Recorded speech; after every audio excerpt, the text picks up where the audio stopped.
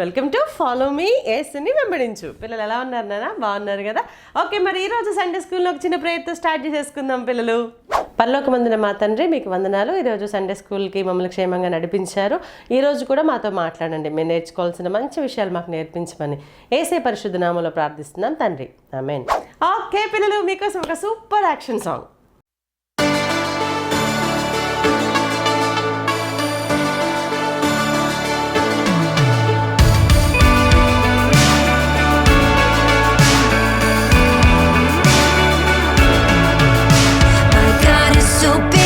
So strong and so mighty, there's nothing my God cannot do. My God is so big, so strong and so mighty, there's nothing my God cannot do. He made the trees, He made the seas, He made the elephants too.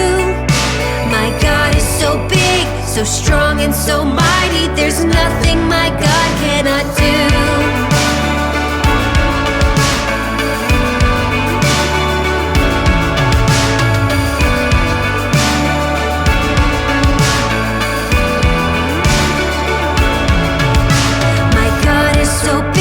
So strong and so mighty, there's nothing my God cannot do. My God is so big, so strong and so mighty, there's nothing my God cannot do. The mountains are His, the valleys are His, the stars are His handiwork too. My God is so big, so strong and so mighty, there's nothing my God cannot do.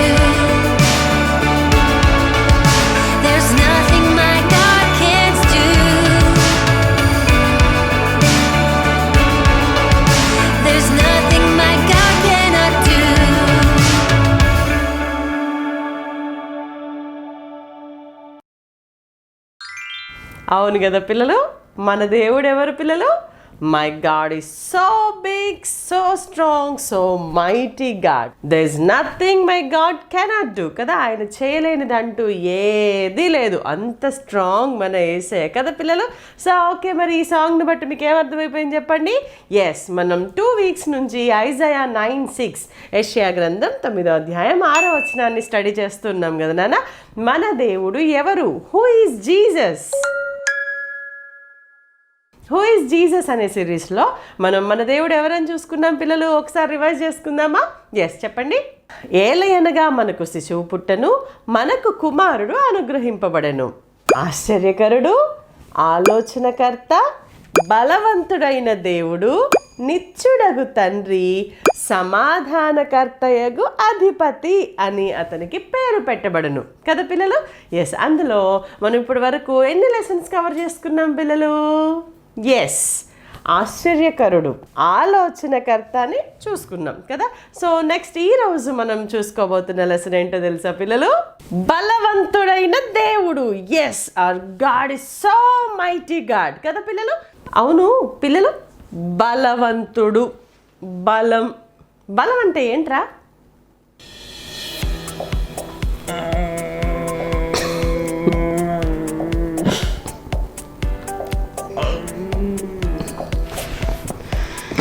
Tasty.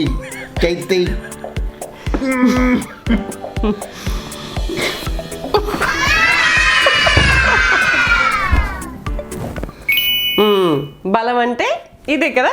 అవును కదా పిల్లలు. జనరల్గా మనం ఎప్పుడైనా వీక్గా ఉన్నామనుకోండి, ఏం చెప్తారు? నీకు అస్సలు బలం లేదు, నువ్వు పాలు తాగాలి, నువ్వు టానిక్ తాగాలి, నువ్వు ఇది తినాలి, అది తినాలి అని బోల్డ్ చెప్తారు. బాగా ఎక్సర్సైజ్ చేయాలి, అప్పుడు కానీ నీకు మంచిగా మజిల్స్ వస్తాయి, బలం వస్తుంది, కండలు వస్తాయి అని చెప్తారు కదా పిల్లలు. మనం అనుకునే బలం ఏంట్రా? బలం అంటే ఇంత లావు ఉండి, ఇంత హైట్ ఉండి, ఎవరినైనా ఒక్క గుద్దితే డామ్ అని పడిపోతే మస్తు బలం ఉందిరా ఈ అన్నకి అనుకుంటాం కదా. మనకున్న అపియరెన్స్ని బట్టో, 6 ప్యాక్ని బట్టో, అమ్మో ఈయన చాలా స్ట్రాంగ్ మ్యాన్ రోయ్ అనుకుంటూ ఉంటాం కదా నాన్న. కానీ అది నిజమైన బలమా చెప్పండి? నో, అది కూడా బలమే. కానీ ఈరోజు మనం చూడబోయే బలవంతుడైన దేవుడు అనే మాట సంథింగ్ బియాండ్ దట్ పిల్లలు. ఓకే, మన యేసయ్య ఎలా బలవంతుడు అనే దాన్ని స్ట్రెయిట్గా లెసన్లోకి వెళ్ళిపోదాం పిల్లలు. ఓకేనా? ఆయన బలాన్ని ఎలా చూడొచ్చు, ఆయన బలవంతుడు అనే విషయం మనకి ఏం చూస్తే అర్థమవుతుంది అనడానికి ద ఫస్ట్ రీజన్ ఏంటో తెలుసా పిల్లలు? The creation. Yes, he is the creator God కదా నాన్న. ఆయన సృష్టికర్త అయిన దేవుడు.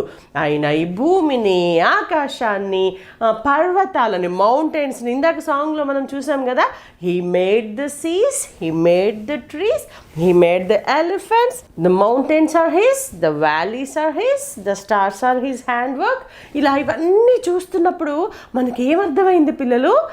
అమ్మ బాబోయ్, మన దేవుడు ఇంత బలవంతుడా అనే విషయం మనకి అర్థం అవ్వాలి కదా.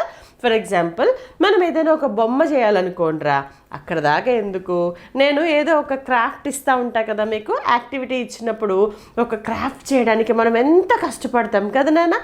ఒక పేపర్లో నుంచో, ఒక కాటన్లో నుంచో, లేదా ఒక మట్టితోనో ఏదైనా ఒక బొమ్మ చేయాలంటేనే మనం ఎంత కష్టపడిపోతామో కదా పిల్లలు. అమ్మ ప్లీజ్ నాకు హెల్ప్ చేయవా, డాడీ ప్లీజ్ హెల్ప్ చేయరా అని ఎవరో ఒకళ్ళ హెల్ప్ తీసుకుంటాం కదా నాన్న. కానీ పిల్లలు ఒకసారి ఈ సృష్టిని చూడండి, ఈ క్రియేషన్ని చూడండి. ఆ పర్వతాలేంటి, ఆ సన్ ఏంటి, ఆ స్టార్స్ ఏంటి, ఆ సీస్ ఏంటి, అమ్మ బాబోయ్, ఇక బర్డ్స్ అయినా యానిమల్స్ అయినా ఇవన్నీ చూస్తున్నప్పుడు నిజంగా భలే వండర్ అనిపిస్తుంటుంది కదా పిల్లలు. మరి ఈ వండర్ఫుల్ క్రియేషన్ని ఎంతమంది చేశారా? ఎంతమంది ఏంటక్క, ఒక్క జీససే చేశారు. మన దేవుడు కలుగునుగాక అంటేనే టక్క టక్క టక్క ఈ క్రియేషన్ అంతా కలిగిపోయింది అని అంటున్నారు కదా పిల్లలు. ఎస్, మీకు భలే తెలుసురా. అవును, నోటి మాట చేత ఆయన ఈ సృష్టి అంతటినీ చేశారంటే చూసారా ఆయనకి ఎంత బలం ఉందో. ఆయన నోటి మాటలోనే శక్తి ఉంది. సో చెప్పండి, ఆయన మైటీ గాడ్, ఆయన బలవంతుడైన దేవుడు అనే విషయాన్ని మనం మొదటిగా దేన్ని చూసినప్పుడు అర్థమవుతుంది పిల్లలు? ఈ క్రియేషన్ని. సో హీఈస్ ద క్రియేటర్ అనే మాట దగ్గర మనం ఆయనలో ఉన్న స్ట్రెంగ్త్ని, ఆయనలో ఉన్న పవర్ని మనం చూడొచ్చు. ఆయన బలవంతుడైన దేవుడు, he is the mighty God. Mighty అనే వర్డ్కి మీనింగ్స్ ఏముంటాయి అబ్బా? నేను సర్చ్ చేసినప్పుడు నాకు కనబడిన వర్డ్స్ ఏంటో తెలుసా పిల్లలు? మైటీ అంటే స్ట్రాంగ్, హీరోయిక్, ఇంకా ఛాంపియన్ అంటే he can do all things అనమాట. అందరిలోకి the best and he can do anything అనమాట. సో ఆ మైటీ అనే వర్డ్కి మన యేసయ్య మాత్రమే సరైన వారు అని ఖచ్చితంగా మనం అర్థం చేసుకోవాలి పిల్లలు. సో అర్థమైంది కదా. ఫస్ట్ పాయింట్ ఏంటి?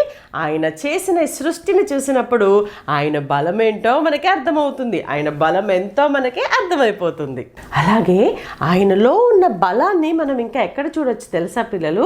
ఎలా అంటే, స్ట్రెంగ్త్ అంటే, బలం అంటే ఓన్లీ మనకి కంటికి కనబడేది మాత్రమే కాదు పిల్లలు, మెంటల్ స్ట్రెంగ్త్ కూడా ఉంటుంది తెలుసా పిల్లలు మీకు? ఇది చెయ్యను అంటే చేయకుండా ఉండగలిగామనుకోండి, దట్ ఈజ్ అవర్ స్ట్రెంగ్త్ పిల్లలు. అవునా? నేను ఇంకెప్పుడు సెల్ ఫోన్ చూడకూడదు, ఎక్కువసేపు పిచ్చి పిచ్చి గేమ్స్ ఆడకూడదని వన్స్ మనం అనుకున్నాం అనుకోండి, అలా చేయకుండా ఉండగలగడం కూడా చాలా స్ట్రెంగ్త్ తెలుసా. సో మెంటల్ స్ట్రెంగ్త్ విషయంలో కూడా హీ సో మైటీ పిల్లలు.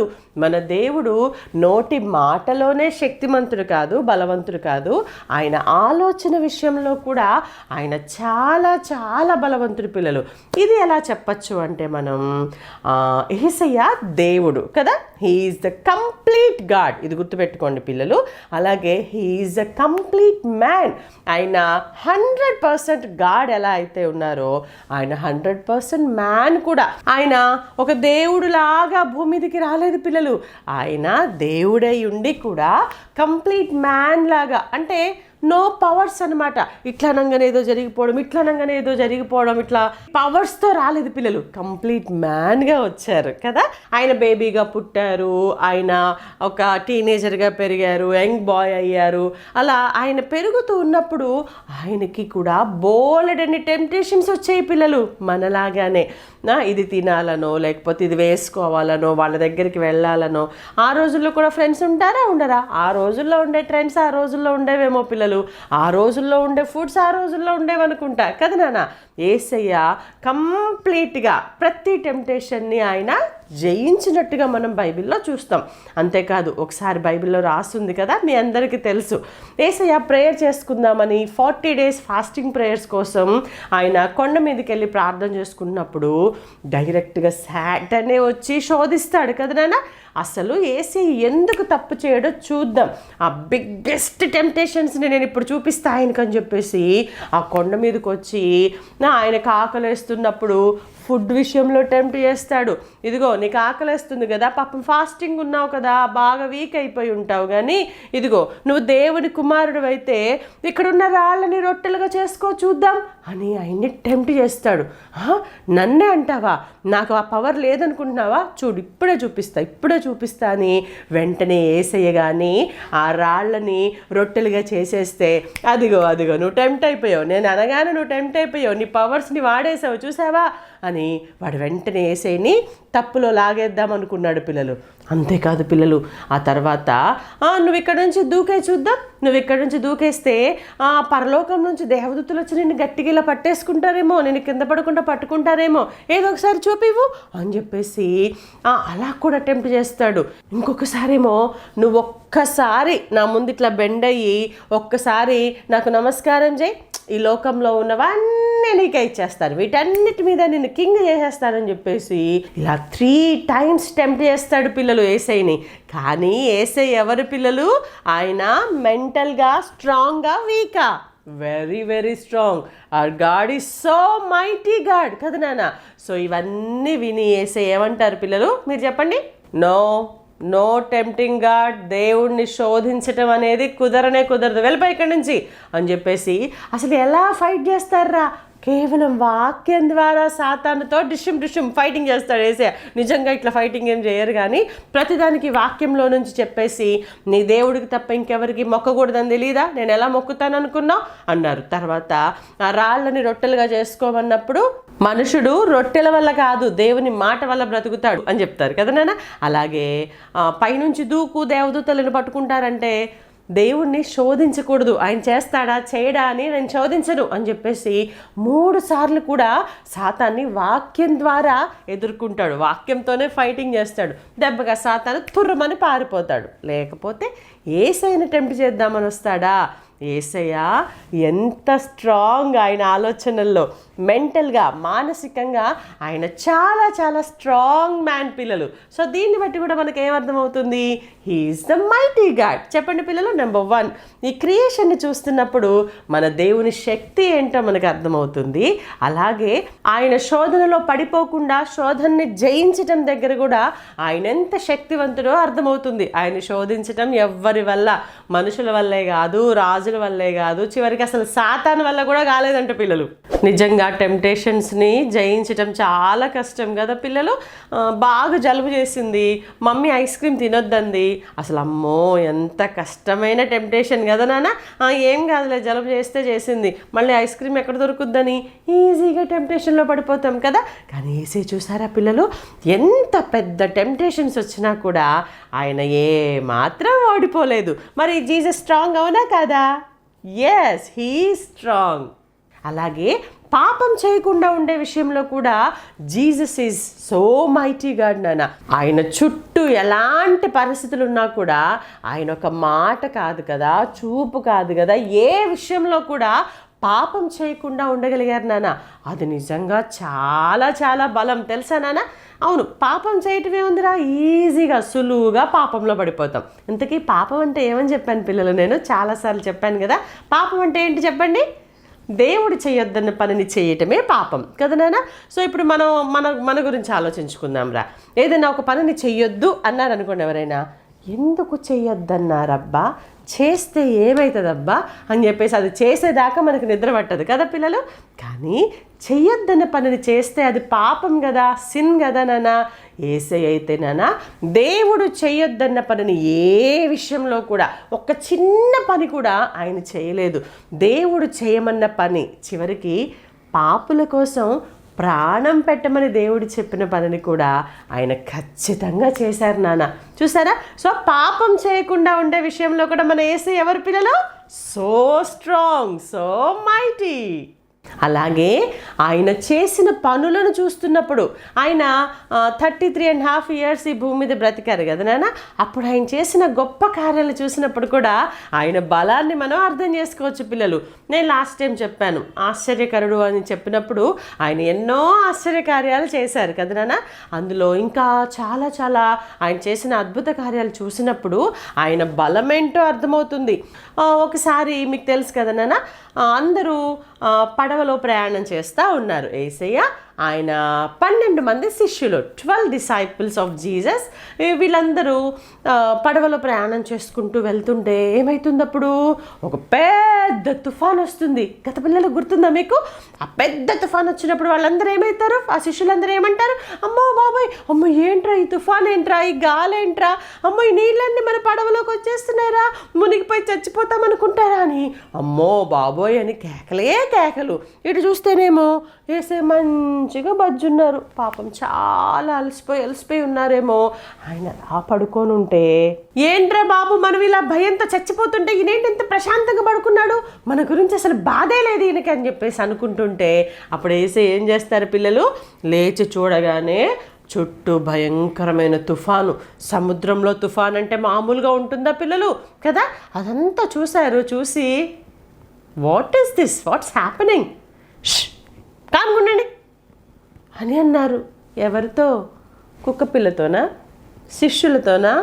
కాదు కదా పిల్లలు, ఎవరితో అన్నారు యేసయ్యలాగా? సముద్రము, గాలి, తుఫానుతో కదా నాన్న.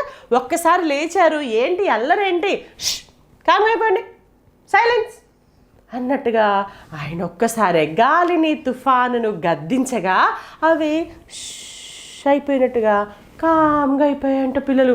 అప్పటిదాకా అలలు లేచి సముద్రంలో పెద్ద తుఫాన్ వచ్చి చాలా చికా చేస్తున్నాయి. కానీ ఎప్పుడైతే యేసయ్య లేచి ఒక్కసారి స్టాప్ అనగానే మొత్తం సైలెంట్ అంట పిల్లలు. అదిరా పిల్లలు ఆయన బలం. చూసారా, ఆయనకి సముద్రం మీద, గాలి మీద, తుఫాను మీద, ఈ సృష్టి అంతటి మీద, అన్నిటి మీద అధికారం ఉంది. అంటే ఆయన వాటన్నిటిని కంట్రోల్ చేయగలిగినంతటి బలవంతుడు అన్నమాట. ఓకేనా? సో ఆయన చేసిన పనులను చూస్తున్నప్పుడు మనకు ఆయన బలం ఏంటో అర్థమవుతుంది. ఇక ఆయన చేసిన పనులంటే బైబిల్ చదవాల్సిందే పిల్లలు. మీరు 4 సువార్తలు, 4 గాస్పల్స్ ఉన్నాయి కదా బైబిల్లో. మీకు యేసయ్య ఏం పనులు చేశారో అర్థమవుతుంది. అందులో ఆయన బలం ఏంటో చాలా చాలా బాగా అర్థమవుతుంది. ఓకేనా? సో ఆయన పనులను చూసినప్పుడు మనకు ఆయన బలం అర్థమవుతుంది. అంతేకాదు పిల్లలు, అన్నిటికంటే ఇంపార్టెంట్గా ఆయన బలాన్ని మనం ఎక్కడ చూస్తాం తెలుసా పిల్లలు? ఎక్కడ చూడొచ్చో తెలుసా? సిలువలో. సిలువలోనా? సిలువలో ఆయన చచ్చిపోయారు కదక్క. సిలువలో మనకి ఆయన బలం ఎక్కడ కనపడుతుంది? ఆయన్ని కొట్టారు, ఆయన్ని చాలా చాలా బాధ పెట్టారు, చాలా దెబ్బలు కొట్టారు, సిలువలో మేకులతో కొట్టారు, తలకి ముళ్ళ కిరీటం పెట్టారు. అవన్నీ చేస్తుంటే కూడా ఆయన ఏం మాట్లాడలేదు, అలాగే చనిపోయారు కదా. ఆయన ఎలా బలవంతుడు అవుతాడు అనుకుంటున్నారా? నిజమే పిల్లలు. ఈరోజు చాలామంది, ఈ లోకంలో ఉన్న చాలామందికి ఉండే డౌట్ కూడా ఇదే. చనిపోయిన వాడు దేవుడు ఎలా అవుతాడు, చనిపోయిన వాడికి బలం ఎక్కడుంది అని అంటుంటారు కదా నాన్న. కానీ పిల్లలు, యేసయ్య ఎందుకోసం చనిపోయారు చెప్పండి? యేసయ్య ఎవరి కోసం చనిపోయారు?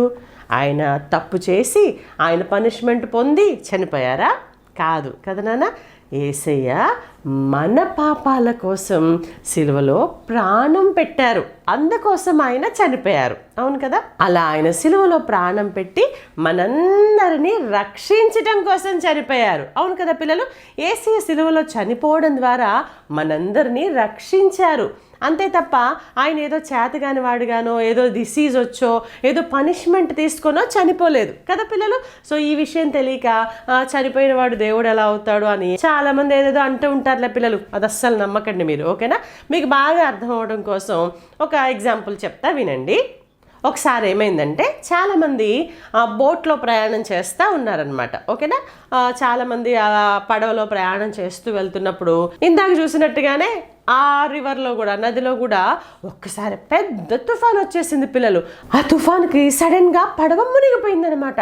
అలా పడవ మునిగిపోగానే ఏమవుతుంది పిల్లలు, స్విమ్మింగ్ రాని వాళ్ళందరూ కాపాడండి కాపాడండి, రక్షించండి రక్షించండి అని అరుస్తారు కదా నాన్న. స్విమ్మింగ్ వచ్చిన వాళ్ళేమో గబగబా గబగబా స్విమ్మింగ్ చేసుకుంటూ వెళ్ళిపోతారు. కానీ అందులో ఒక అంకుల్ మాత్రం, ఆయన చాలా స్ట్రాంగ్ మ్యాన్ అంట పిల్లలు. అందులోనూ ఆయనకి స్విమ్మింగ్ కూడా వచ్చనమాట. నేను వీళ్ళందరినీ కాపాడుతానని చెప్పేసి ఆయన గబగబా వెళ్ళి మునిగిపోతున్న వాళ్ళని ఇలా భుజం మీద వేసుకొని అలాగే స్విమ్మింగ్ చేసుకుంటూ తీసుకొచ్చి ఒడ్డున దిగబెట్టేస్తున్నారట. మళ్ళీ వెళ్ళారంట. మళ్ళీ వెళ్ళి ఇంకొకళ్ళని మీద వేసుకొని మళ్ళీ స్విమ్మింగ్ చేసుకుంటూ మళ్ళీ ఒడ్డు దగ్గర తీసుకొచ్చి పెట్టేశారంట. మళ్ళీ వెళ్ళాడంట. మళ్ళీ అలాగే స్విమ్మింగ్ చేసుకుంటూ అలాగా ఆ రోజు ఆ అంకుల్ ఎంతమందిని సేవ్ చేశారో తెలుసా పిల్లలు? ఒక 20 మందిని ఆ ప్రమాదంలో నుంచి కాపాడంటారా అంకుల్. అలా 20 మందిని, చిన్నపిల్లల్ని, ఆ ముసలి వాళ్ళని గబగబా తీసుకొచ్చి స్విమ్మింగ్ చేసుకుంటూ ఆ ఒడ్డు మీద డ్రాప్ చేసి తీసుకెళ్ళి మళ్ళీ వచ్చి ఆ 20 మందిని కాపాడిన తర్వాత ఆ అంకుల్కి ఇంకా బలం సరిపోవట్లేదంటే పిల్లలు అని బాగా ఆయాసం వచ్చేస్తుందంట. అసలు కాళ్ళు చేతులు ఏమీ కదలట్లేదంట. ఆ 20వ మనిషిని ఏమో తీసుకొచ్చి ఆ ఒడ్డు మీద పడేసేటప్పుడు ఆ అంకుల్ కూడా ఇలా పడిపోయారంట పిల్లలు. చూస్తారా పిల్లలు, నిజమే, మనుషులు ఎవరైనా వాళ్ళకి ఎంత బలమున్నా వాళ్ళ స్ట్రెంగ్త్ కొంతవరకే కదా నాన్న. వాళ్ళు ఎంతమందిని రక్షించగలుగుతారు? కొద్ది మందినే కదా పిల్లలు. కానీ పిల్లలు, మన యేసయ్య బలం ఎంతో తెలుసా? ఆయన ఓ 10 మెంబర్స్నో ఓ 20 మెంబర్స్నో ఆ నీళ్ళలో పడి కొట్టుకుపోతున్న వాళ్ళని రక్షించారా? కాదు కదా నాన్న. ఆయన బలం ఎంత పిల్లలు? ఈ భూమి మీద ఉన్న ప్రతి ఒక్క మనిషిని రక్షించగలిగేంత బలవంతుడు మన యేసయ్య. ఆయన ఎలా రక్షించారు మనల్ని? ఇంతకీ ఎందులో నుంచి రక్షించారు పిల్లలు? మన పాపంలో నుంచి మనల్ని రక్షించారు కదా నాన్న. పాపం చేసిన ప్రతి మనిషి చనిపోయి నరకానికి వెళ్ళాల్సి ఉండగా ఆయన ఈ భూమి మీదకి దిగి రావడం ద్వారా, ఆయన ఈ భూమి మీద జన్మించటం ద్వారా, ఆయన సిలువలో మన ప్రతి పాపాన్ని మోయటం ద్వారా, ఆ సిలువలో ఆ పాపాల కోసం ఆయన మరణించటం ద్వారా, ఈ భూమి మీద ఉన్న ప్రతి మనిషి యొక్క పాపాన్ని ఆయన సిలువలో మోసి చనిపోవడం ద్వారా ఆయన మాత్రమే పాపంపై జయం పొందుకోలేదు, మనందరికీ కూడా పాపంపై జయాన్ని ఇచ్చారు పిల్లలు. అలా మనందరినీ, ఈ భూమి మీద పుట్టిన ప్రతి మానవుడిని, ప్రతి మనిషిని ఎవరైతే యేసయ్య దగ్గరకు వచ్చి యేసయ్య నా పాపాలని క్షమించమని అడుగుతారో ఆ ప్రతి మనిషిని నరకం నుంచి రక్షించారు మన యేసయ్య. చూసారా పిల్లలు, ఎంత స్ట్రాంగ్ మన Yesayya? He is the saviour of the world. He came to save the world కదా నాన్న. ఇంతమంది మనుషులని నరకం నుంచి తప్పించిన మన యేసయ్య బలవంతుడు కాక మరెవరు పిల్లలు? సో ఆయన బలాన్ని ఎక్కడ చూస్తాను చెప్పండి ఇప్పుడు? సిలువలో ప్రాణం పెట్టి మనందరినీ నరకం నుంచి రక్షించిన మన యేసయ్య నిజమైన బలవంతుడు. అంత మాత్రమే కాదు, చివరిగా ఆయన బలాన్ని ఎక్కడ చూస్తాను తెలుసా పిల్లలు? ఆయన కేవలం చనిపోయిన దేవుడైతే ఆయన దేవుడు ఎందుకై ఉండేవారు పిల్లలు? కాదు కదా. ఆయన చనిపోవడం మాత్రమే కాదు, ఆయన 3వ దినాన మళ్ళీ తిరిగి లేచారు. అంటే ఇప్పుడు ఆయన దేన్ని జయించారు పిల్లలు? మరణాన్ని, డెత్ని. పిల్లలు, ఈ భూమి మీద మనిషి ఏవేవో చేస్తాడు, ఎన్నెన్నో కనిపెడతాడు, చాలా ఈజీ మెథడ్స్ని ఫైండ్ అవుట్ చేస్తాడు, చాలా విషయాల్ని గెలుస్తాడు. కానీ మనిషి గెలవలేనిది ఒక్కటి పిల్లలు. ఏంటో తెలుసా? మరణం, చావు, డెత్. ఎన్నైనా చేయగలిగిన మానవుడు మరణం నుంచి మాత్రం తప్పించబడలేడు. ఈ విషయం సైంటిస్టులను వీళ్ళని చూసినప్పుడు మనకు అర్థమవుతూనే ఉంటుంది కదా నాన్న. ఎన్ని విషయాలు కనిపెడతారు, ఎన్ని కొత్త విషయాలు ఇన్వెంట్ చేస్తారు. అసలు ఆ స్పేస్ గురించి, బ్లాక్ హోల్స్ గురించి, భూమి కింద ఏముందో, ఆకాశం లోపల ఏముందో, ప్రతి విషయాన్ని కనిపెట్టిన అంత జ్ఞానం కలిగిన సైంటిస్టులు కూడా ఏదో ఒకరోజు చనిపోవాల్సిందే కదా నాన్న. ఎంత డబ్బున్న వాళ్ళైనా, ఏదైనా కొనుక్కోగలిగిన పవర్ ఉన్న వాళ్ళైనా ఏదో రోజు చనిపోవాల్సిందే కదా పిల్లలు. అంటే మనిషి గెలవలేని ఒకే ఒక్క ఎనిమి ఎవరో తెలుసా? మరణం.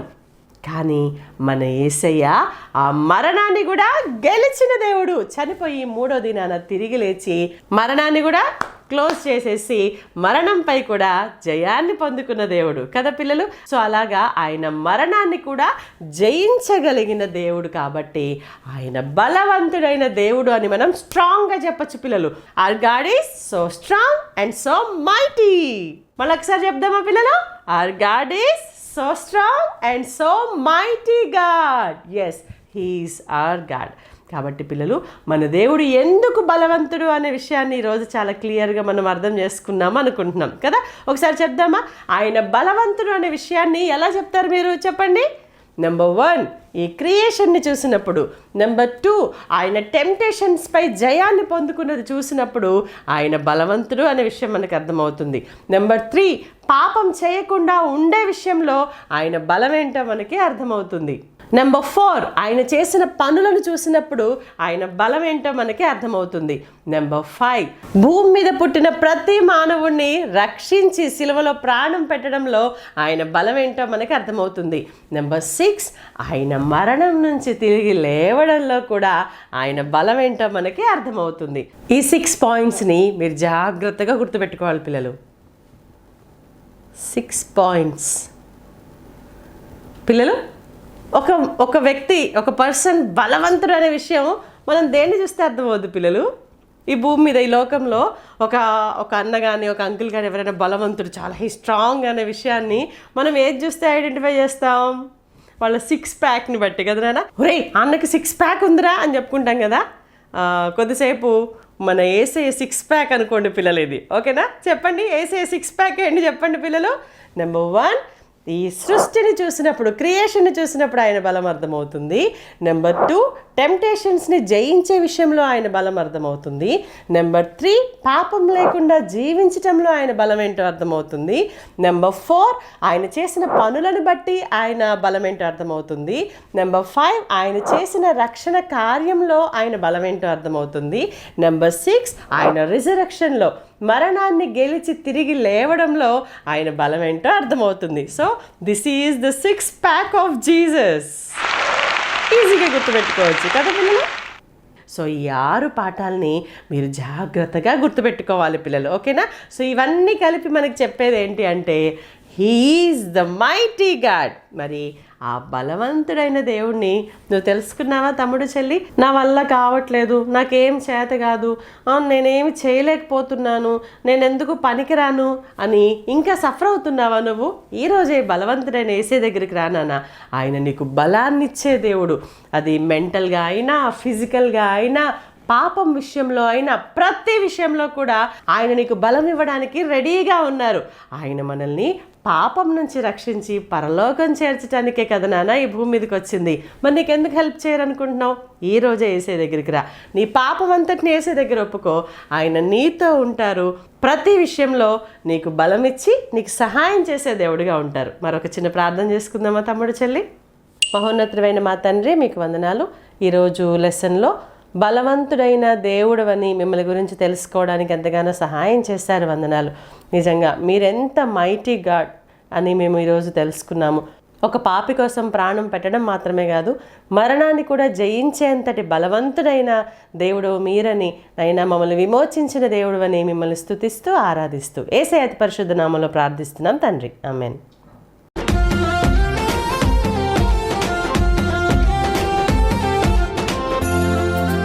ఓకే పిల్లలు, ఈరోజు కంఠిత వాక్యం తీయండి అన్న మీ బైబిల్స్ తెరచి. సామ్స్ 147వ కీర్తన 5వ చరణం. Psalms 147:5.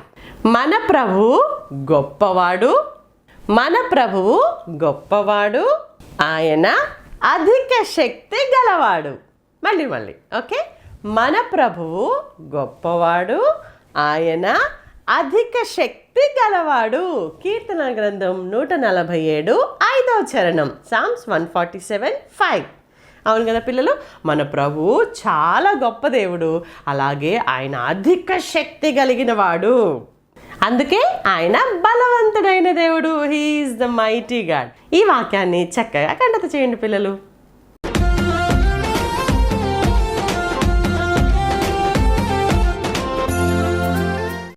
Welcome to quiz time. Okay పిల్లలు, ఈరోజు నేను చెప్పిన లెసన్ నుంచి 3 క్వశ్చన్స్ అడగడానికి రెడీగా ఉన్నాను. ఆన్సర్స్ రాసి పంపడానికి మీరు రెడీగా ఉన్నారా? చలో అయితే క్వశ్చన్ నెంబర్ 1. ఈరోజు మనం చూసుకున్న లెసన్లో మన దేవుడు ఎవరు, యేసయ్య ఎవరు అని చూసుకున్నాం. చాలా ఈజీ కదా పిల్లలు? Okay, question number 2. బైబిల్లో ఉన్న కొంతమంది బలవంతుల పేర్లు రాయండి. ఓకేనా? మీకు టకీమ్ అని ఒక ఆయన గుర్తొచ్చేసారు నాకు తెలుసు. ఆయన ఒక్కడే కాదు, ఇంకా చాలామంది బలవంతులు ఉన్నారు పిల్లలు. ఓకేనా? మీకు తెలిసిన పేర్లు కొన్ని రాయండి. ఓకేనా? బైబిల్లో ఉన్న స్ట్రాంగ్ మెన్ ఎవరున్నారో రాయండి. ఓకేనా? నెంబర్ 3. ఈరోజు మన యేసయ్యని గురించి చెప్తూ ఒక 6 ప్యాక్ గురించి నేను చెప్పాను. ఓకేనా? ఆ 6 ప్యాక్ ఏంటో రాయండి పిల్లలు. ఓకేనా? 6 లక్షణాలు మన యేసయ్య గురించి నేను చెప్పాను, అవేంటో మీరు రాయండి. ఓకేనా? నెంబర్ 1, ఈరోజు మన లెసన్లో మన దేవుడు ఎవరు అని చెప్పుకున్నాము. నెంబర్ 2, బైబిల్లో ఉన్న బలవంతులైన వారి పేర్లు రాయండి. నెంబర్ 3, ఈరోజు మన యేసయ్యలో మనం చూసిన 6 లక్షణాలు 6 ప్యాక్ ఏంటో రాయండి. ఓకేనా? ఈ 3 క్వశ్చన్స్కి సరైన సమాధానాలు రాసి మీ పేరు, మీ ఫోటో, మీ కంప్లీట్ అడ్రస్, మీ చర్చ్ పేరు అవన్నీ క్లియర్గా రాసి నాకు వాట్సాప్ చేయండి అన్న. మీ ఆన్సర్స్ నాకు వాట్సాప్ చేయవలసిన నా నెంబర్ 9177259209. ఓకే పిల్లలు, పోయిన వారం నేను అడిగిన క్విజ్కి సరైన సమాధానాలు రాసి ముందుగా పంపి జల్దీ ఫైవ్లో ఉందెవరో, ఫైనల్ విన్నర్గా నిలిచిందెవరో ఇప్పుడు చూద్దాం. ముందుగా Jaldi five. First Divya from Nidadavolu. Second Rishith Joel from Kavali. Third Shalini from Vizag. Fourth Varsha and Joshua from Hyderabad. Fifth Solomon Raj and Joseph Raj from Khammam. Congratulations dear Jaldi five. Very well done నాన్న, very well done. May God bless you. అలాగే నేను ఇచ్చిన క్విజ్కి సరైన సమాధానాలు రాసి ఫైనల్ విన్నర్గా నిలిచింది ఎవరు అంటే, the final winner of our episode 232 quiz is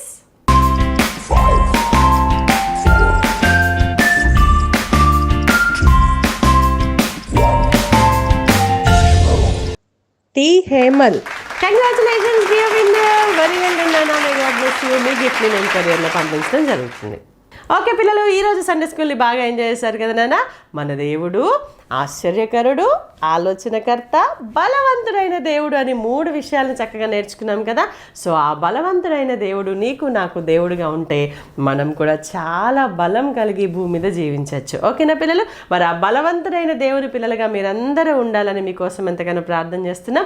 okay పిల్లలు, మళ్ళీ వచ్చే ఆదివారం సాయంత్రం 6 గంటలకు ఇలాగే దేవుని చిత్తమైతే మిమ్మల్ని కలుసుకోవడానికి నేను రెడీగా ఉంటాను. ఫాలో మీ యేసుని వెంబడించు కార్యక్రమంలో. అంతవరకు బాయ్ బాయ్ పిల్లలు. ప్రేమతో మీ శ్వేతక్క.